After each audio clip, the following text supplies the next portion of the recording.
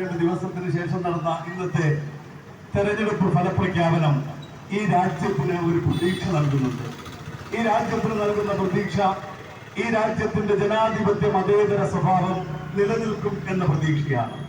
ഈ രാജ്യത്ത് ദീർഘവീക്ഷണമുള്ള ഇച്ഛാശക്തിയുള്ള കോൺഗ്രസിന്റെ ഭരണാധികാരികൾ നിർമ്മിച്ചെടുത്ത ഒരു ഭരണഘടന ഈ രാജ്യത്ത് നിലനിൽക്കുമെന്നുള്ളതാണ്. ഈ രാജ്യത്തിന്റെ സ്ഥിരമായ അസ്തിത്വത്തെ ചോദ്യം ചെയ്യുന്ന രീതിയിൽ പോകുന്ന ഫാസിസ്റ്റ് ഭരണകൂടങ്ങൾക്ക് ഈ രാജ്യത്ത് വളക്കൂറുള്ള മണ്ണില്ല എന്ന് തെളിയിക്കുന്നതായിരുന്നു ഈ തെരഞ്ഞെടുപ്പ്.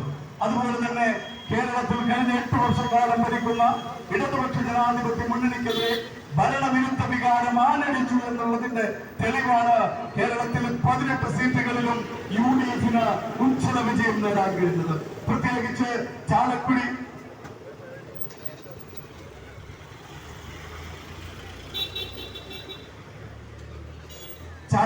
പാർലമെന്റ് മണ്ഡലത്തിൽ നിന്ന് ഐക്യജനാധിപത്യ മുന്നണിയുടെ സാരഥിയായി മത്സരിച്ച ശ്രീ ബെന്നി ബെഹനാന്റെ തെരഞ്ഞെടുപ്പ് പ്രചരണ വേളയിൽ